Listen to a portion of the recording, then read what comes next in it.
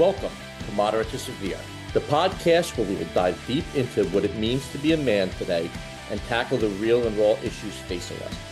We've created a safe space for setting aside the bravado, peeling back the armor, and talking about what's really going on inside. Mental health is no longer just a buzzword. It's real life and something that I, just like many of you, suffer through daily. I'm Jonathan Scott, and I want to focus on the value of vulnerability through personal stories, expert insights, and practical tools to help you take care of your mental well-being and redefine what strength really is. We'll dive into the everyday battles we face, from handling stress, overcoming self-doubt, and figuring out how to ask for help and accept it. Each week, I'll be sharing my own experiences, along with stories from other men, mental health experts, and everyday people who have seen or been through it all. So if you're here to listen, to learn, or just feel less alone, you're in the right place. So get comfortable and let's break the silence together. Hi guys, and welcome back to Moderate to Severe. I am your host, Jonathan Scott, here for another episode. This week I have someone that I'm really excited to have. If you know, my wife is a social worker, and I happen to have another social worker from the great city of New York that has agreed to come on and talk to me for a while. So I want to introduce Miss Karen Tesoriero. Hi, Karen. How are you? Good. Hi, Jonathan. How are you?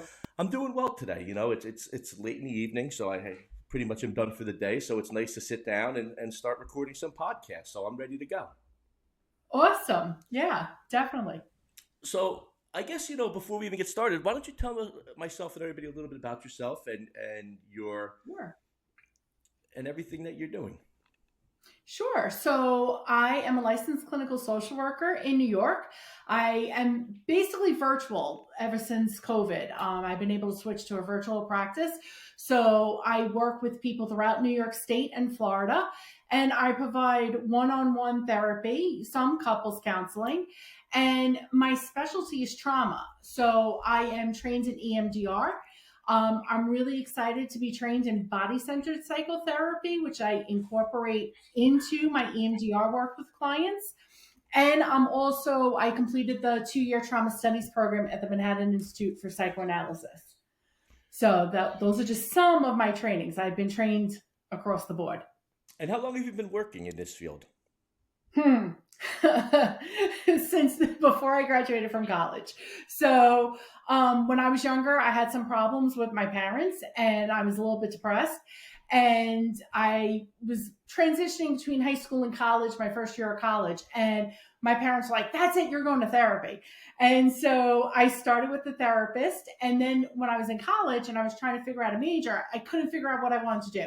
I was in a business major. I was looking to become a teacher. And then finally, somebody said to me, I was always a chatterbox. I was always talkative. And somebody turned around and said to me, like, would you ever want to be a therapist? And I thought about my relationship with my therapist. And I was like, you know what? I could do what Michelle does. I could sit and listen to people and help people all day. And that got me interested in it. So during college, I actually started doing internships within local foster care agencies in New York City. So the first part of my career was in New York City foster care. And it was through that work. I was in New York City foster care systems, different agencies, different positions for 15 years. And it was a long time to be in the foster care world. So I decided to switch to go to community mental health. And I got there, and within the month, the director of the program came to me and said, we're opening up a new satellite office and we want you to be the supervisor there. And I was like, great, where is it? And they were like, oh, back at this foster care agency. Back when you started. I went right back. A different role, but I went right back. And through that position, another clinician, actually came up to me one time and was introducing me to another staff person. And they were like, this is Karen, our resident trauma specialist. And I was taken aback. I was like, what? I'm not a specialist. Like I work with anxiety. I work with depression. I work with mood disorders. I work with personality. That's not trauma related. And she was like, yeah, that's all trauma. And the more I started researching it, I was like, I got to get trained in this. I need to figure this out and figure out how to help people. And that's how I got into the trauma part of it and really started studying what trauma is and where it comes from and how does it impact on us. And I am just fascinated about it because the more that we know about it, what we've learned over these years is how much it's based in neuroscience. So back in the day when I started being a therapist and going to school to be a therapist, we never talked about the brain. We never talked about neuroscience. We never really talked about how the body is connected to the mental health part of it. And now that's all that we're studying. And it's just fascinating to me. I love talking about this stuff. You said a lot. Yes. And I've been taking my notes, but the first thing I want to say to you is bravo to your parents for them to notice that the reason we started the moderate to severe was the fact of the stigma on mental health.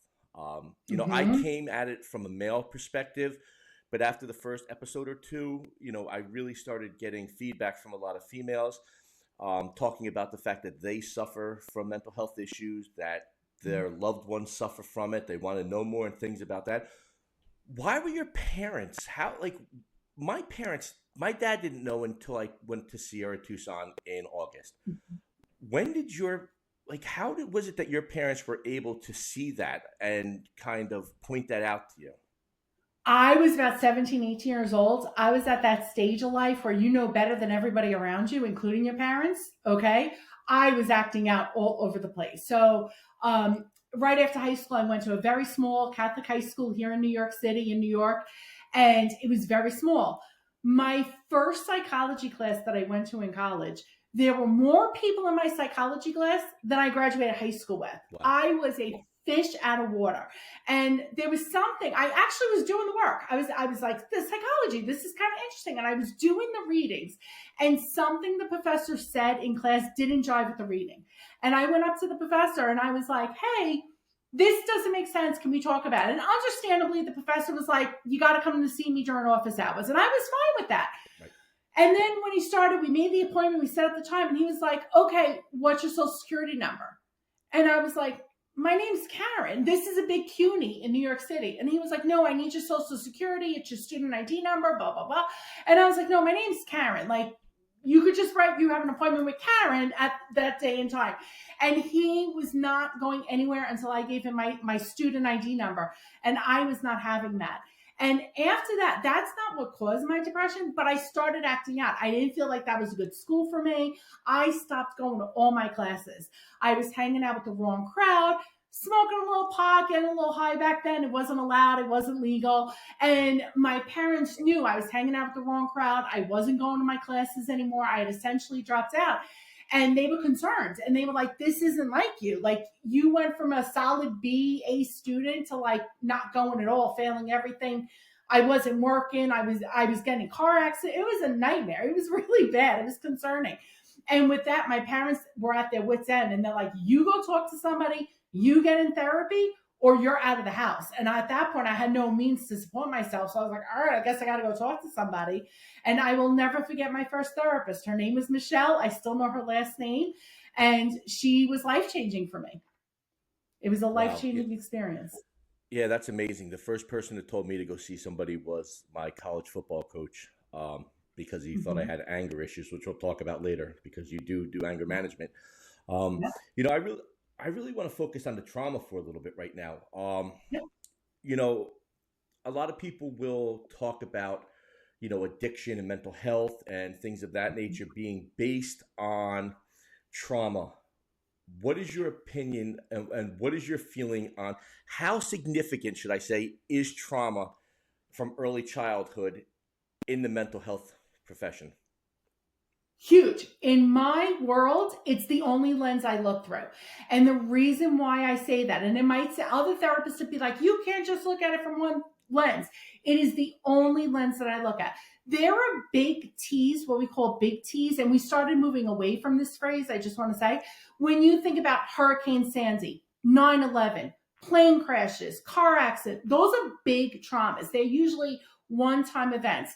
I work with that, but not really. I want to look at complex PTSD. Those are the childhood traumas that people think childhood trauma is being sexually abused every day, being physically abused every day. Like the kids that I worked with in the foster care agencies and all those family situations. That was complex PTSD. The thing with trauma, it's not always like you're coming in with bruises every day. It's not every day you're getting hit. Everything seems okay. And then the bomb drops and you're getting beat for some reason. Your dad had a bad day at work. Mom had a bad day, whatever it is. And you're getting a slap or you're getting comments. Trauma can be spoken or unspoken messages that we take on and internalize. And that's my specialty, is those unspoken messages. And what happens is we internalize the message that I'm not good enough, I'm not lovable, whatever those negative thought processes are. And we internalize them going into our adulthoods. Does that make sense? Absolutely. One of the things I found amazing is when I was down in Sierra Tucson, I was one of the older people there, probably in the middle of the pack. And there were a lot of young kids between the ages of 18 to 23, and we did classes. And what really stuck out to me was we were talking about some of the things that had happened earlier in life that really had bothered you and things of that nature. And a lot of my things are suppressed, which I'm sure does not shock you at all. And one of the kids was like, my dad always called me lazy, and it really, really affected me. And I started thinking back, and I have 3 kids, and, you think about to sometimes when you're like, get up, let's get going, take the garbage out, and, you just throw out there, don't be lazy, and it's just, and I had a psychologist who passed away in my school, and he said to me when I was a young teacher, there's no such thing as a lazy kid. There is such thing as an unmotivated kid or, a not motivated kid, but no one is lazy. And that has stuck with me. And then to hear that kid talk about are they simple things as just, making those like cutting comments once in a while that can really affect the person's outlook and view on themselves? Absolutely. Little comments like that, they're little indiscretions that parents don't realize they're doing. It could be rewarding one kid for getting an 80, and then the next week the other kid gets an 80 and they go, well, why didn't you get an 85? It could be little things like that the kid internalizes. I'm not good enough. My sibling is better than me. My parent loves my sibling more than me. And honestly, as parents, we're just doing the best that we can in the moment that we're there. Right. Like, it's just hard being a parent, but kids don't realize that, and they take different messages away with it. And that's the big problem, is undoing those negative messages. Go ahead. No, I was going to say, when we talk about drug use in adulthood, oftentimes that's masking, it's self-medicating those pains away. And that's really when we talk about addiction and all the drugs and stuff, and alcohol, gambling, food, all of those addictive, shopping is a huge addict, and retail therapy is in vogue, but it's the worst thing out there. So all these things are out there affecting people because, in my view, the childhood traumas they've incurred, they're medicating and trying to feel good in some way in order to get past those things, and it doesn't work. Now, with those addictions that you're talking about and those obsessive compulsive behaviors, do people just think that let's just use alcoholism for a minute. Do people look at alcoholism and say that is the problem, and oftentimes not even realize that is a response to the trauma that they're feeling? And the only reason I ask that is because a good friend of mine went to AA and was there for alcoholism and wanted to stop drinking. And, he kept talking to me and kept saying, they keep talking about trauma. I'm not here for trauma. I'm here for alcoholism. And, a couple of weeks later, he was like, man, I really dug up a lot from my past that I didn't realize was still bothering me. Is that something that you see a lot of, people coming in for one thing and not realizing that they have all this suppressed trauma? Yep. And I am an EMDR therapist. It's out there and all my stuff. And people come in like, what is this EMDR stuff? So I send them links to different things so that they can understand it. And then through our work together, I don't always jump right into EMDR work because some people aren't ready for it. They don't know that they've had this trauma. So we'll talk about it, and we'll talk about what's going on.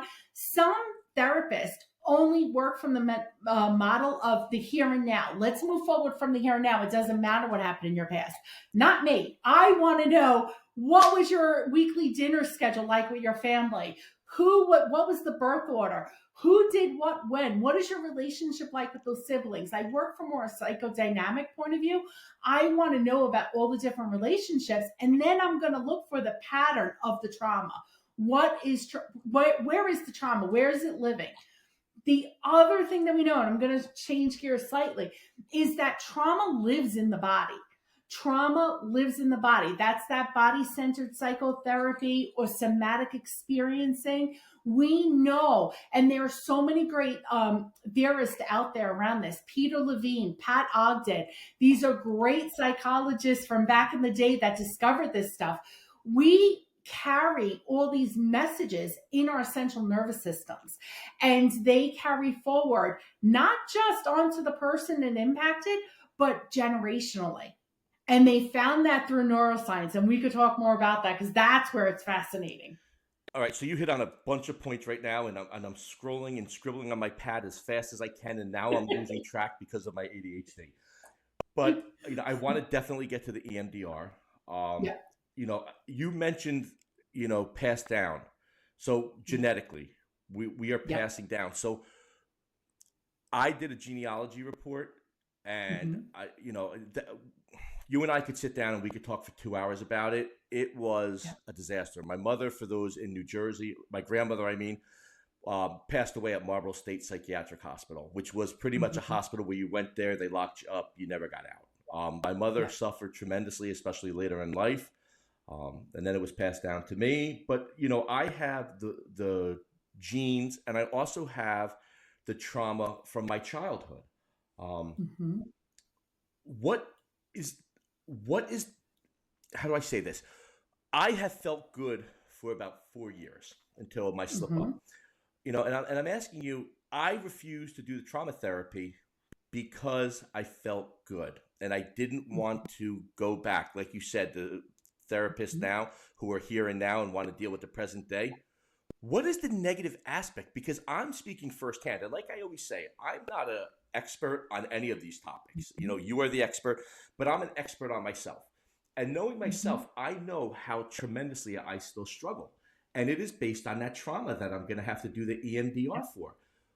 Why can you not get past the childhood trauma without facing it? I think that's something important for people to know. Yep. It is so embedded in our systems that talk therapy can't touch it. It's kind of like if you have an infection in your hand and there's a scab, the talk therapy is only going to the scab. We need to peel the scab back and go in and clean it out. I tell people all the time, I use the metaphor. When you go to the dentist and have a cavity, they take that gel and they put it on the gum. Then they take a needle and they numb you. Then they go in with the drill and they clean out all the gook that's in the cavity. I don't have the gel and I don't have the needle. I have to kind of just go right into the pain. Right. Does that make sense? Absolutely. And what is that just a coping mechanism? The idea that because I know there's childhood trauma. And they ask me, and one of the things I remember is my father and mother getting into arguments on Christmas Eve and my dad leaving us on 3 Christmas Eves. I remember that as clear as day. I remember, I know my dad had a drinking problem growing up. My mom, was erratic at times. But, there's other stuff in there that is coming out. How does the body do such a great job of covering that? Is that just a defense mechanism in itself to try to move past? Nope, that is your brain. When you remember Star Trek, the beginning of the Star Trek thing where they turn around and say space, the final frontier. Yes. No, the brain is the final frontier. We are still discovering, and neuroscience is discovering the brain. The brain forms that way and works that way to protect us.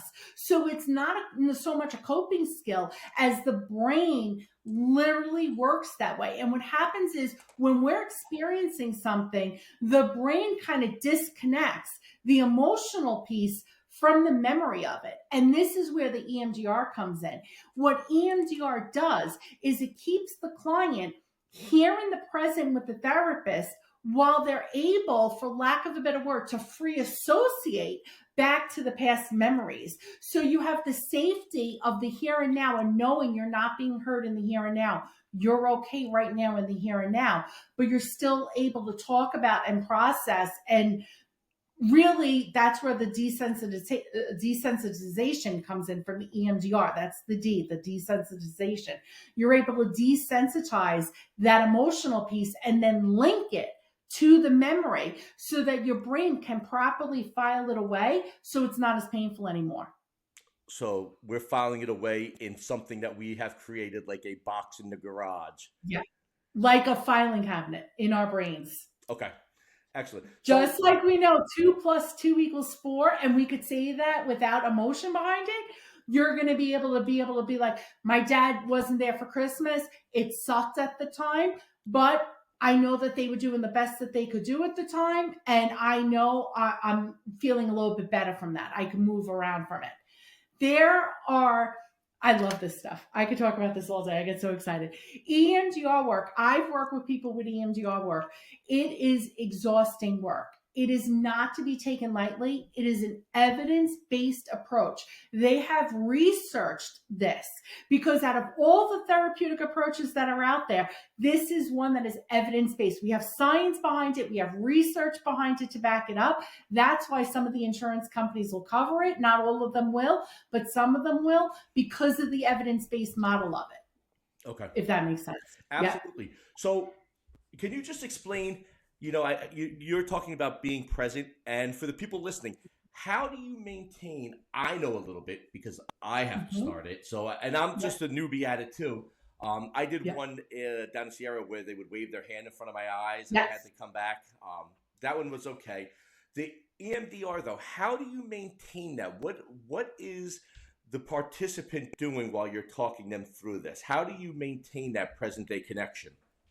So there's a lot of pre-work that has to go into it. Not everybody's going to jump in with an EMDR trained therapist and just jump in and do EMDR work. We have to do assessments on our end to make sure, one, that the client is stable enough to do EMDR work. If somebody suffers from dissociative identity disorder, DID, or dissociates a lot, we have to work with them to kind of manage that a little bit because we don't want to dive in and we don't want to necessarily, do per se more damage. We want to be able to make sure people are going to be stable. They're going to be able to leave the session and still be okay afterwards.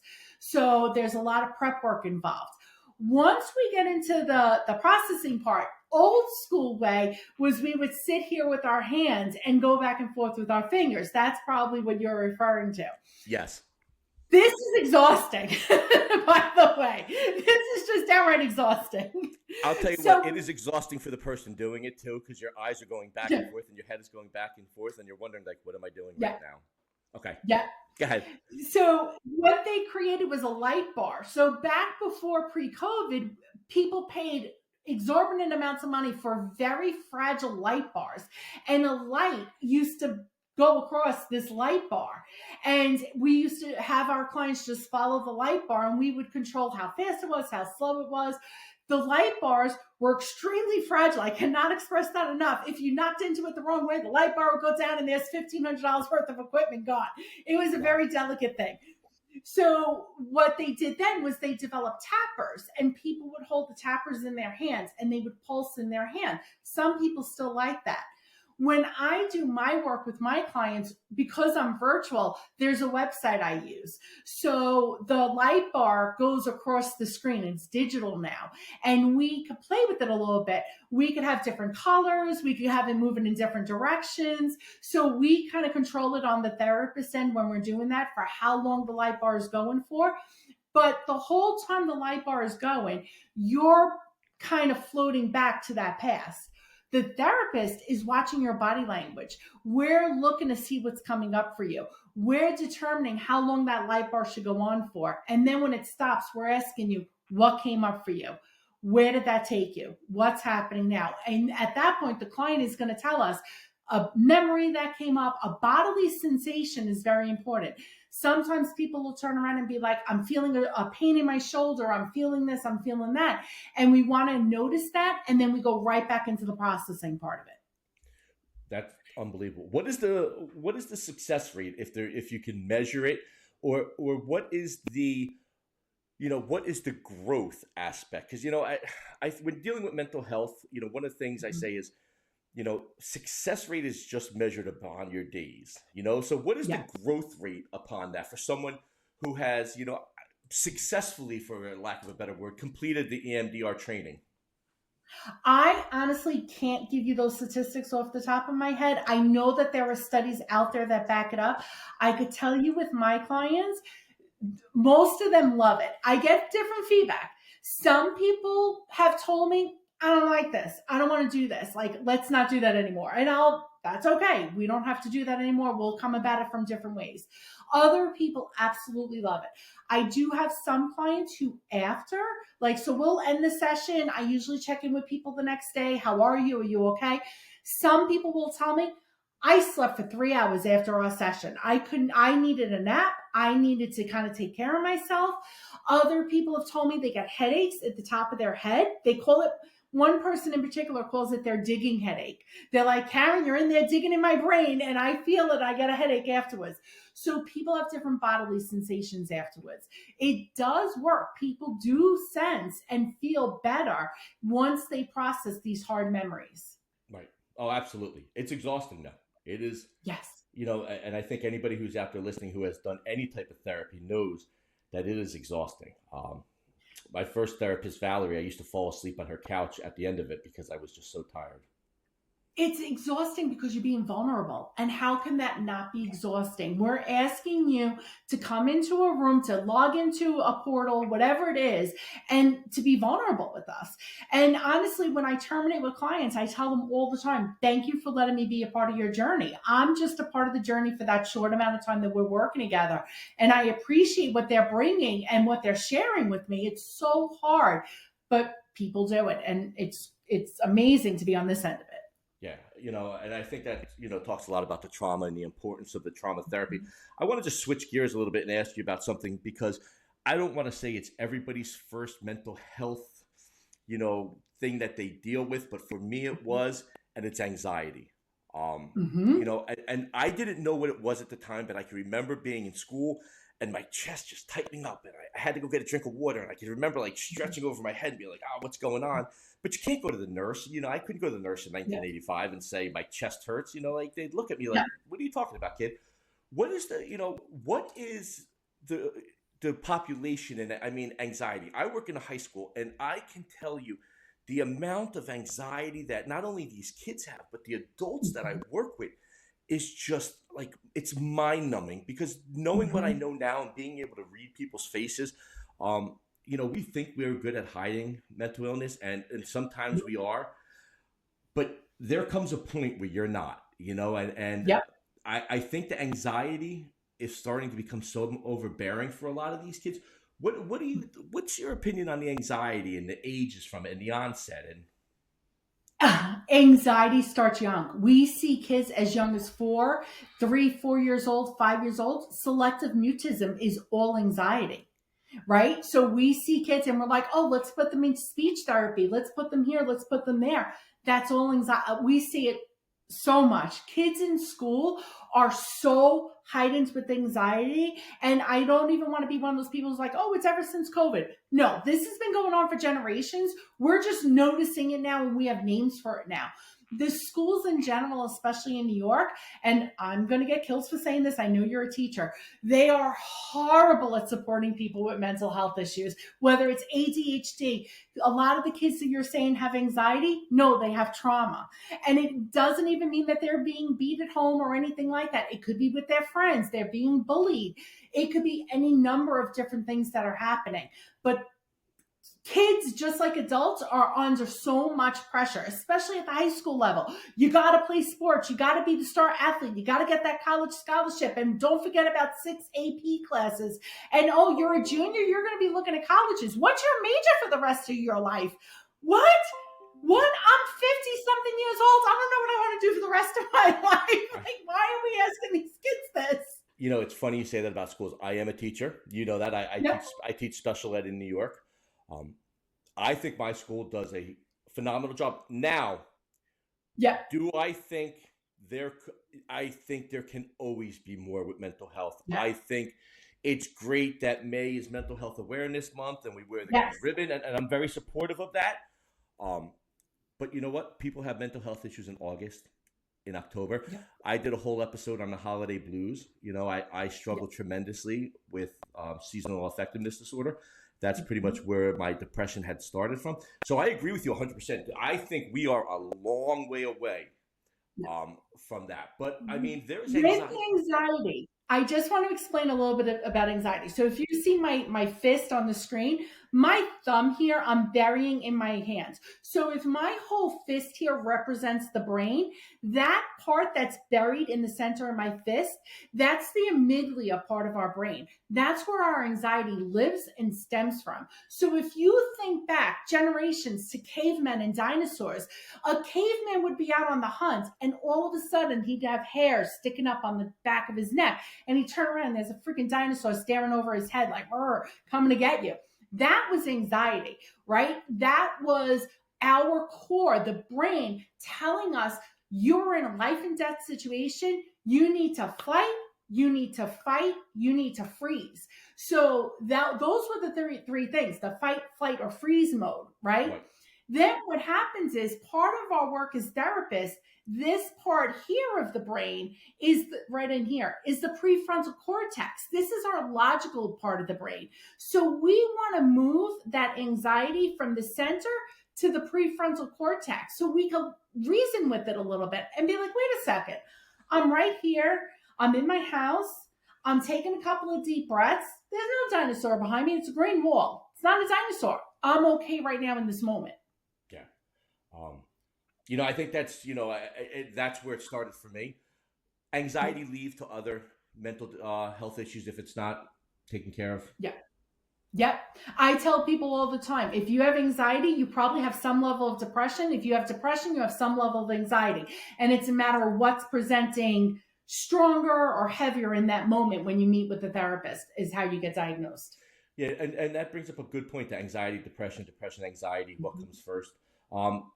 Do you see a lot of comorbidities in the mental health issue? I mean, listen, for those of you that don't know, and I don't know if I shared this with you, I am mood disorder, I am depression, Yep. I am ADHD, I have OCD, and I have an eating disorder. So right there, I mean, those are 5 things that I'm dealing with. And I mean, any type of combination, how do you tackle them, or when you're looking at the therapy? I know that's got to be a tough question. I try to find the tough ones for you, Karen. It depends on what the client's bringing into the room. We might have, as a therapist, our own kind of secret agenda in our head of what we want to address with our client, but literally it's what the client's bringing in that day. If you're coming in and you're like, my eating's out of control, or I'm not eating enough, or my ADHD's taking over and I can't get anything done, like whatever you bring in the moment is what we're going to be dealing with. You know, I'm going to just go off topic for 1 second because you're giving so much information and I want the people out there to listen to know something. I'm going to ask you about the imposter syndrome. And are you familiar with that? Because I felt like I had the imposter syndrome where I didn't feel like for lack of a better term, sick. And I think there's people out there listening right now who have that. What is your advice? I mean, what is your advice to people who are sitting there like, it sounds like I have a couple of these things, but I'm not sure. Just, you know, not even from what you do specifically, but from an overall look as, you know, a generalist in this area of mental health. What do you tell somebody who feels like I don't really have it that bad? You know, maybe I don't need that kind of, what do you, like, I call you on the phone and I'm like, Karen, I don't know if I have it, but I have a couple things. What are you telling me? Every single person on this earth needs to be in therapy. Okay. And I tell everybody that we all need to be in therapy for no other reason than to get that support of like, I don't think I have anything diagnosable, but I just need support right now. And I just need a sounding board in my decision making, or I just need to have someone listen to me for an hour a week, to have somebody listen unconditionally to you without judgment. There's no greater gift we could give ourselves. I highly recommend everyone be in therapy. Yeah, you know, I've never thought about that. You know, I always throw out the numbers that there's 58 million adults. So if you're in a room with 5 people, the chances of somebody in there having a major mental health issue, or the fact that they know somebody who's having a major mental health issue is so, you know, likely that you're right. I mean, you have to, I look at my wife and I think about the fact that what I've done with my mental health issues, she needs a sounding board. Yep. So I agree with you. So I appreciate that. And listen, so if you're out there and you're not seeing somebody, it's better to see somebody and talk about it and get the things off your chest. And I know that things are a little bit crazy right now with like changes going on with the new the political scene and everything. Every insurance company covers therapists. Like every insurance company covers therapists. Use your insurance. People don't know how to access therapists. Specialists like EMDR and somatic experiencing, and there are some specialists out there that they're like, oh no, I only take cash clients. That's okay. Move on to the next therapist. Call your insurance company. Ask them, who can I see? And the insurance companies will give you a list of therapists, and you could call around. You could check out their websites, their Psychology Today profile, see who you could get in with.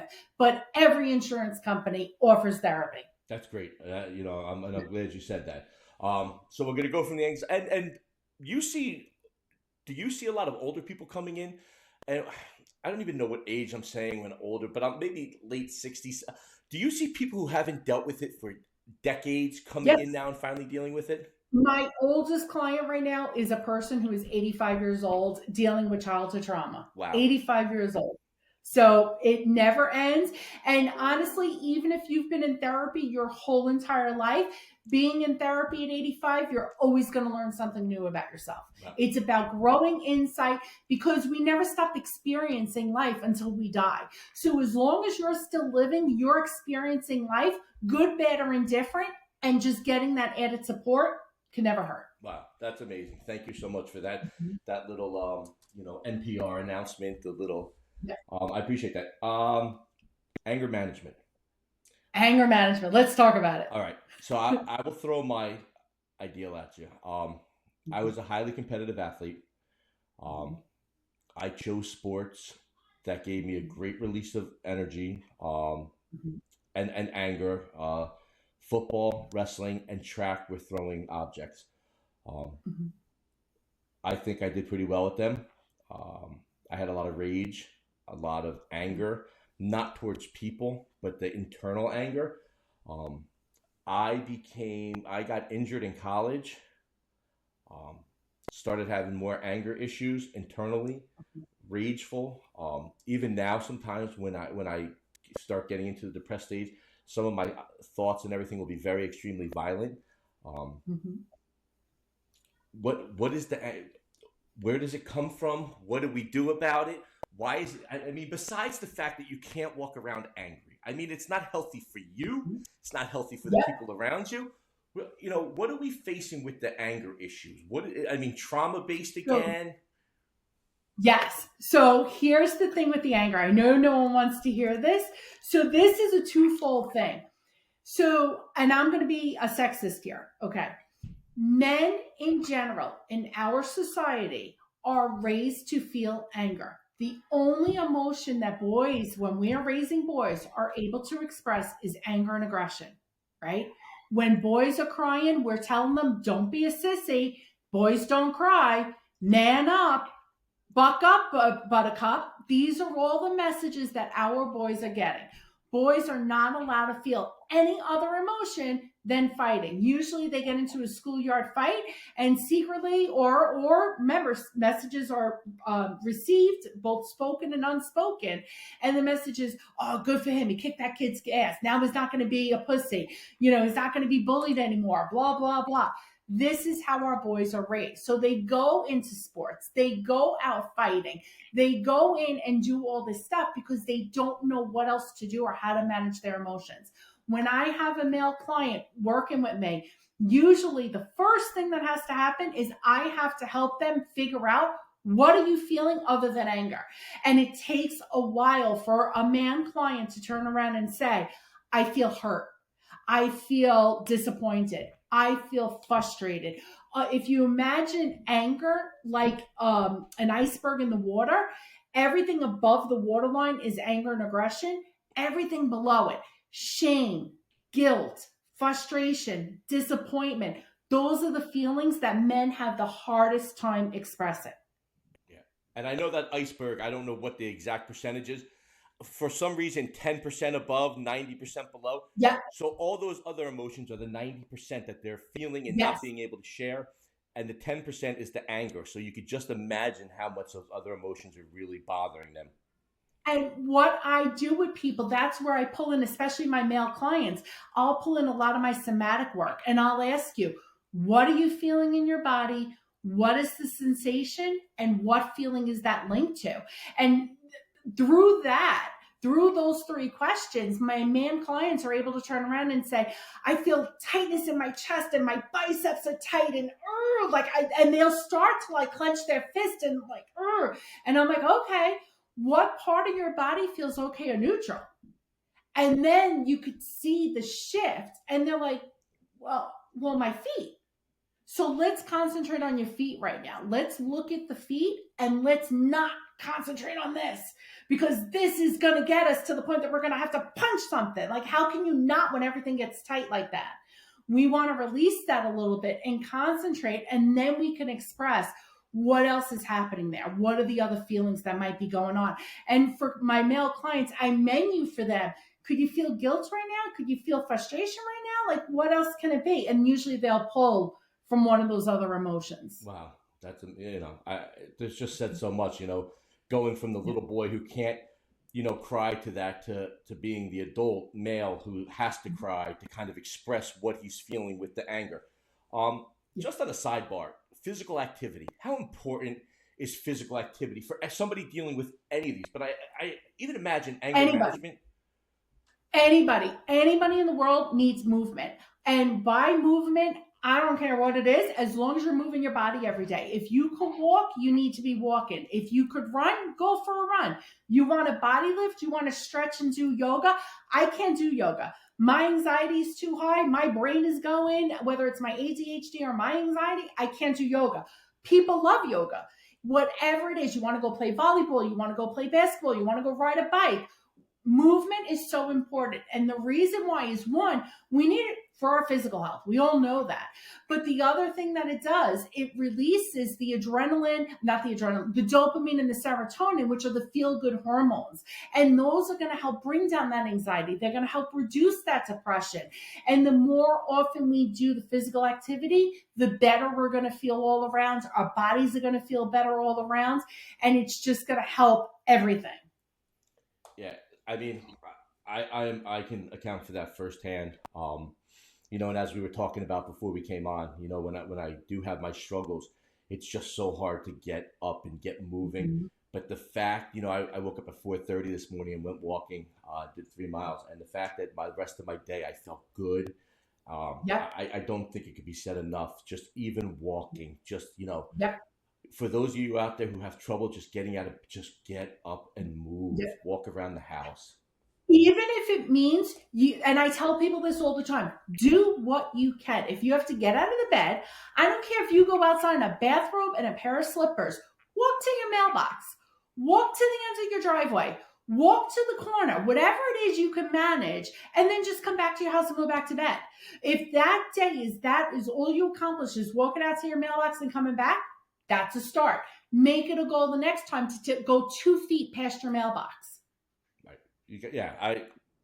You got to start somewhere, and we all start at the beginning. One of the, things that they do when they do a lot of the ADHD testing and that is they test it. I came out as a perfectionist where I won't start something. And that's hard because being an athlete, I don't want to go to the gym and not lift what I used to be able to lift. But then again, I'm 47, I'm not 17. I'm not training for anything. And like you said, some of these men, women that we're talking about are former athletes, and it's embarrassing, but you just get out there and walk, go into your backyard. It doesn't have to be a public display. Weight loss, eating disorders. You see the news, they show it as a prevalent amongst women. Not true at all. I mean, it is. Right. I mean, men suffer. Yep. What do you? We talk about a stigma with the mental health and weight and eating disorders falls under the mental health. But there's a part of me that I think the eating disorder thing has to be even more stigmatizing. You know, Especially for men. yeah. Yeah. Um, Yeah. I know myself when I'm in a bad, I'm a huge sabotager. I can sabotage anything that's going great. My mother was a sabotager. She would sabotage anything. Anything that's going good can't be good. I cannot enjoy happiness. I have to sabotage it. Mhm. You're shaking your head for those of you listening on Spotify. Karen knows exactly what I'm talking about. I'm sure she hears Yep. this every day. Um, Yep. my thing is, if I think I'm losing weight, I think I have cancer and I'm dying and I Mhm. can't do it, and I'll eat ridiculous stuff, just so I don't lose weight or I gain weight when I'm trying to lose weight. What do you see? I mean, across the board, but what do you see? Because I am a male. What do you see Mhm. with the men with the eating disorders? What is it that is you know consuming them? It's so undiagnosed in men. It is so undiagnosed in men. And that, like you mentioned about mental health stigma, eating disorders in men, not diagnosed. First of all, very few men on the grand scheme of things actually come in for mental health services, which is a problem. Right. We need to reach men. Men need to know they need support. Men think that they're going to go to a female therapist, because most therapists are female, and that female therapists are going to be bashing them like their wives' girlfriends bash them. That's not our jobs. That's not our jobs to bash men. Our job is to give support and to help them work through their feelings and take it from there. In general, eating disorders amongst men is minuscule in the percentage of what's diagnosed out there. And I'm going to disclose this. My son has an eating disorder. He went away to college for a year, did not go well. He fell into a depression. He came home. The doctors were so concerned about his weight loss. He was so scared to go to the cafeteria. He wouldn't eat. Days he wouldn't eat. He just turned into an anorexic and would not eat. And nobody at college caught it. He came home and I was like, "You are too thin." And we took him to the doctor and he was 20 pounds underweight. Wow, that's It's completely undiagnosed in boys, yeah. in It's men. funny when I got diagnosed down south. I came home and I've been completely open about pretty Yeah. much everything. And I talk to people at work, and they're like, "You need a diagnosis. You ask us every day if you're fat. You talk about everything in Mhm. food. You're food obsessed." My mother was food obsessed. Everything revolved around food. She was sad. We would eat. If something happened good, we would eat. Yeah. So, you know, I definitely get the eating disorder. The weight loss. Does it come? Once I imagine it's harder to lose weight when you're dealing with the mental health issues because it kind of gets put on the back burner. Um, That depends. okay, Some people, when they're experiencing mental health crisis, they don't eat at all. okay, Other people, when they're experiencing mental health crisis, that's all they do is eat. So it really can be a range. One of my favorite shows, and people are like, "How can you watch this?" That show, My 600-Pound Life, on the Learning Channel, TLC, yeah, that is all about trauma. Every single time they start that episode, I know it's about trauma, and I could pinpoint what kind of trauma that person had. So there are different modalities out there, or different ideas around eating disorders of any kind. hmm Right now, the big craze in psychotherapy is healthy at every size. I'm going to say, and I'm going to get beat up for this, I am not a healthy at every size person.